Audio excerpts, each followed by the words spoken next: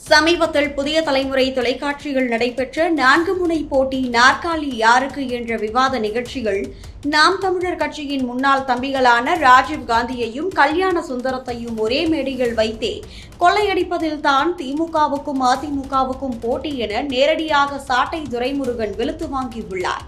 ஒரு கோட்பாடு ஏற்கனவே இருந்தது, இப்போ ஒரு கோட்பாடு இருக்கு. திராவிடம்ங்கிற கோட்பாடு இருக்கு. அவர் ஏற்றுக்கொண்ட தத்துவத்தின் அடிப்படையில் கமிஷன் வாங்குறதுல கரெக்ஷன் வாங்குறதுல கொள்ளையடிக்கல போட்டி.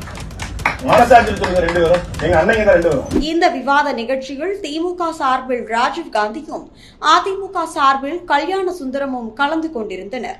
இவர்கள் இருவரும் நாம் தமிழர் கட்சியில் பயணித்த முன்னாள் உறுப்பினர்கள் என்பது குறிப்பிடத்தக்கது. இன்றைய தமிழக அரசியல் விவாதங்களில் சிறந்த பேச்சாளர்கள் பெரும்பாலும் நாம் தமிழர் கட்சியிலிருந்தே உருவாகி இருப்பதை இது நிரூபிக்கிறது. ஏனெனில் இன்றைய தமிழக அரசியல் விவாத மேடைகளில் சிறந்த பேச்சாளர்கள் கூர்மையான வாதங்கள் மூலம் எதிரணிகளை திகைக்க வைப்பவர்கள், உண்மைகளை நேரடியாக எதிர்கொள்ளும் துணிச்சல் கொண்டவர்கள் பெரும்பாலும் நாம் தமிழர் கட்சியிலிருந்தே வெளிப்படுகின்றனர். எந்த தொலைக்காட்சி சேனலிலும் எந்த விவாத நிகழ்ச்சிகளிலும் சீமானின் தம்பிகளான பேச்சாளர்களே மேடையை ஆக்கிரமித்து தரவுகள், உதாரணங்கள், கேள்விகள் மூலம் எதிரிகளை திணறடித்து மக்களின் மனதில் ஆழமான தாக்கத்தை ஏற்படுத்துகின்றனர். இதற்கு மிக சிறந்த உதாரணமாக ஆரம்ப காலத்தில் இருந்தே நாம் தமிழர் கட்சியில் தொடர்ந்து இருந்து கட்சியின் பரப்புரை செயலாளராகவும் மிக முக்கிய பேச்சாளராகவும் திகழும் சாட்டை துரைமுருகனை சொல்லலாம். அவர் தனது சாட்டை போன்ற கூர்மையான சாடும் பேச்சால் அரசியல் எதிரிகளை எப்போதும் அதிர வைப்பவர். ஊழல், கொள்ளை, மக்கள் விரோத கொள்கைகள் குறித்து தயக்கமின்றி நேரடியாக பேசுபவர்.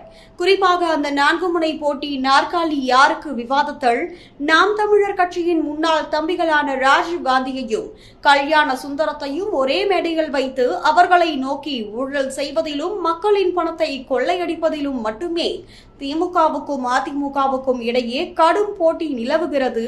வேறு எந்த துறையிலும் அவர்களுக்கு போட்டியே இல்லை என்று நேருக்கு நேர் திராவிட கட்சிகளின் ஆண்டாண்டு கால ஊழல் கலாச்சாரத்தை, மக்களை ஏமாற்றியாளும் அரசியலை, அவர்களின் இரட்டை வேடத்தை கடுமையாக வெளிச்சம் போட்டு காட்டினார். இந்த ஒரு வாக்கியம் மட்டுமே அந்நிகழ்ச்சியின் மிகப்பெரிய ஹைலைட்டாக அமைந்தது. ஏனெனில் அது மக்களின் மனதில் ஆழமாக பதிந்தது. திமுக அதிமுகவினரை திகைக்க வைத்தது.